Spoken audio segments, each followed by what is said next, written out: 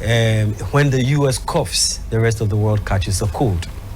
And so because of its major influence on global issues, it is very important to be concerned about what happens in the US because of the possibility of it having some form of effect in the rest of the world, including Ghana. When it comes to democracy, the US is seen as the paragon or the exemplar of democracy across the world. A lot of the things that we do within our system here is predicated from whatever happens in the US. Our system, although we're a British colony, our system is more presidential than parliamentary. And so the sort of executive power that we wield in our presidency is very similar to what happens in the US. So it's very important to learn about what goes on there. We used not to have debates in our politics. We used not to have campaigns the way we've had it. It's mostly because of what has gone on in the US over time, the so-called Americanization or Westernization of the world that has influenced the way we do our politics in terms of our campaigns, in terms of our debates, both during campaigns and in parliament. So for the democratic side of it. But then there are other economic imperatives. When it comes to climate change, for instance, the US has been found to be one of the biggest emitters of gases that affect the depletion of the ozone layer. Depending on who wins, it's going to have a very important consequence on how the world addresses global climate change. A democratic presidency is likely to support or give aid to green energy initiatives in Africa. And there are a lot of people in Africa who are actually fearful of who wins. If Donald Trump wins, what it means is that all the efforts or all support towards green energy, towards alternative energy, will be hampered. And that is going to have implications for a lot of people, especially people in places like Malawi, who use this new alternative green energy to support businesses in many, many ways. One farmer was speaking about how he operates a business that is really predicated on wind energy and all of that. So this has a very direct impact on that. When it comes to the war on terrorism, the US is a major player in fighting terrorism. And we know what has been happening in Africa, in Niger, in Kenya, in the Horn of Africa region, such as Somalia. Al-Shabaab, ISIS, Al-Qaeda have expanded their tentacles. And the US's presence in Africa will be very helpful in fighting terror in so many regions. And it's come very close to us in Mali, even in Burkina Faso, even in Togo. There have been some terrorist attacks recently, and of course, Nigeria. And so it's very important for the effects of the terrorist organizations to be warned off as far as that is concerned. When it comes to aid and support, depending on who wins the presidency, the kind of trade between Africa and the rest of the world.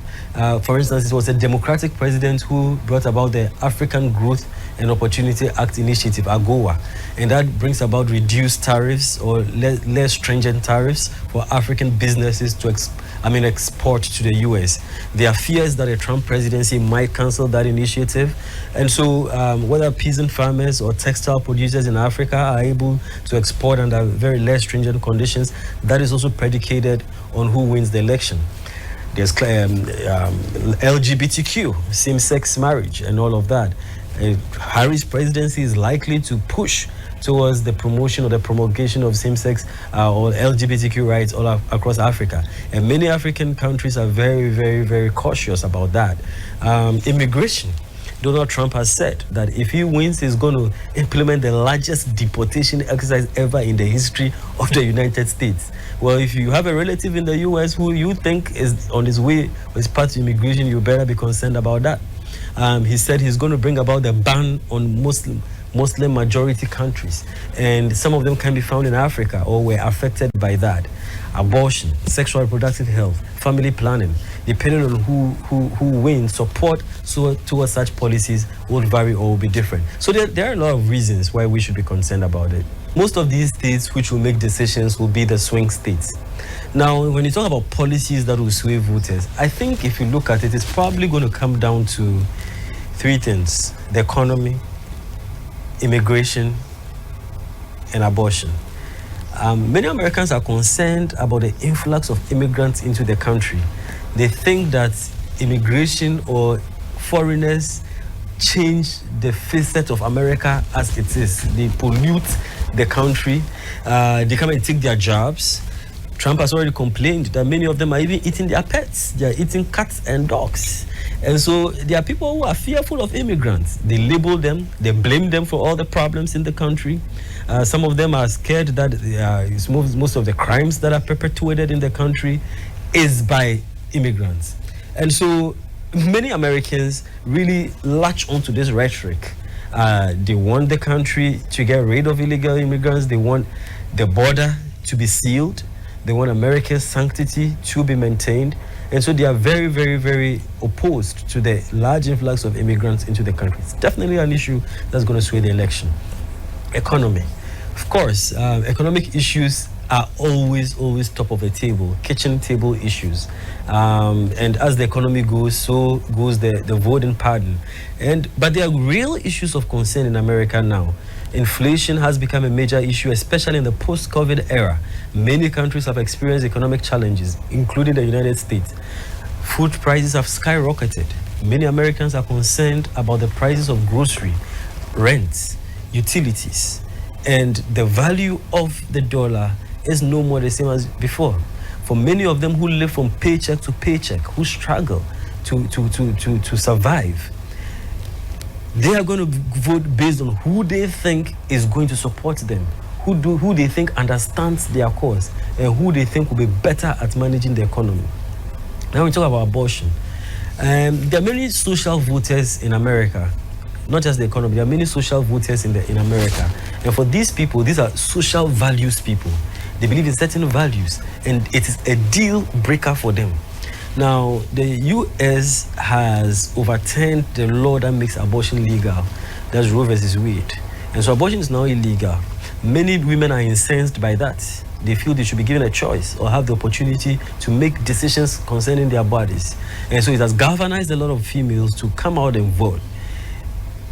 Whoever wins this election is going to be really dependent on how many women turn out to register their voices. And that's why Kamala Harris has framed it as the fight for reproductive freedoms.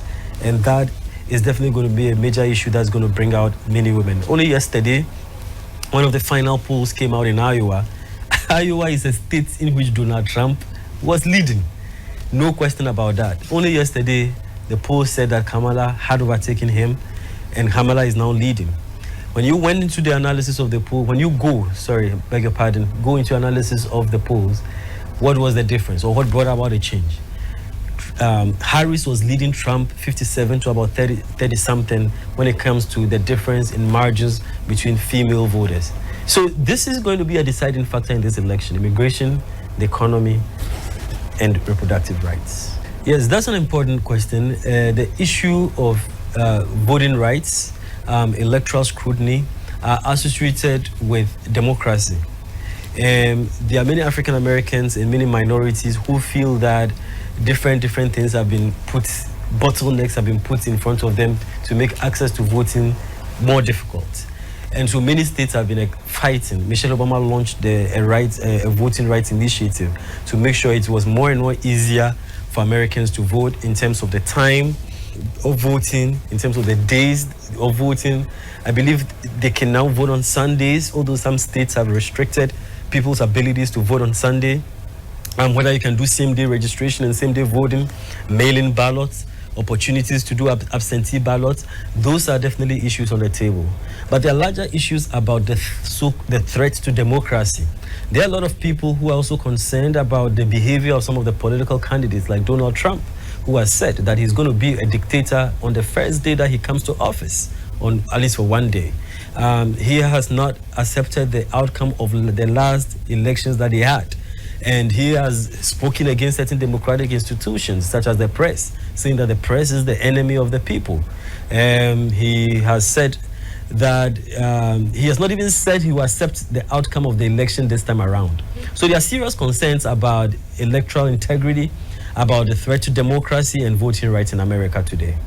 Who do you think stands a chance? Well, I think the elections are way too close to call.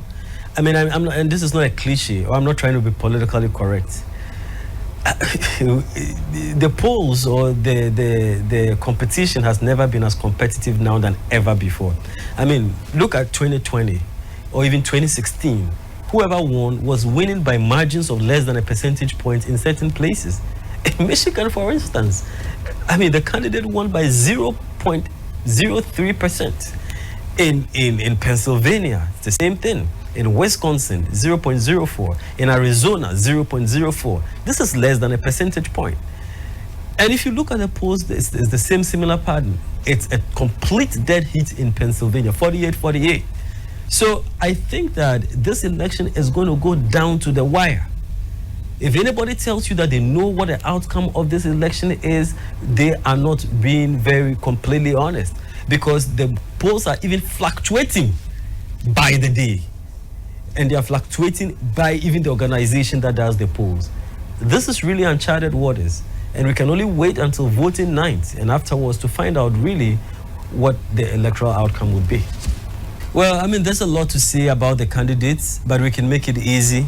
Both candidates are of very different, they diverge on many different grounds. You look at Kamala Harris, she's been a prosecutor. She was Attorney General, she became a senator, and then she became vice president. This is somebody who has worked in the courts, prosecuted a lot of criminal cases, jailed a lot of people who engaged in sexual abuse, went after the people who engaged in very fraudulent business practices. She has built a career based on going for the bad guys in society and fighting for people who have been abused, people who have been denigrated, people who have had the system stacked up against them. She has built herself as a fighter for the middle class and as a fighter for the vulnerable in society. But more importantly, she has built herself as a fighter for women, because she has said that women's rights are under threat in this particular election. She's built herself as somebody who is going to go out there and fight for them and fight for their rights. So that's Kamala for you. The Democratic Party is very center-left, so they are social democrats in orientation. They have made a lot of efforts to fight for improved racial relations in the country.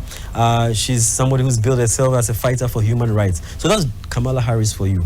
You come to Donald Trump. He's built himself as a business mogul. He's predicated his election on the fact that he's going to be the best for American economy. He's also a values person. He has spoken out very, very strongly against LGBTQ in America, and he says he's not somebody who's going to legalize it. So that is Donald Trump for you. I mean, his election campaign is predicated on the motto "America First" or "Make America Great Again." So he's somebody who has been very, very inward-looking. He's very much against foreign influx into the country, always talks against China, and has said that he's going to make sure that American interest dominates above any other interest if he should become president. This is the contrast between both candidates.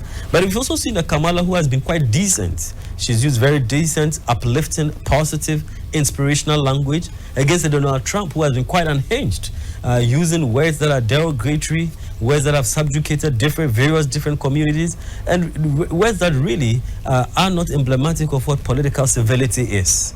And so that is what the contrast between both candidates are.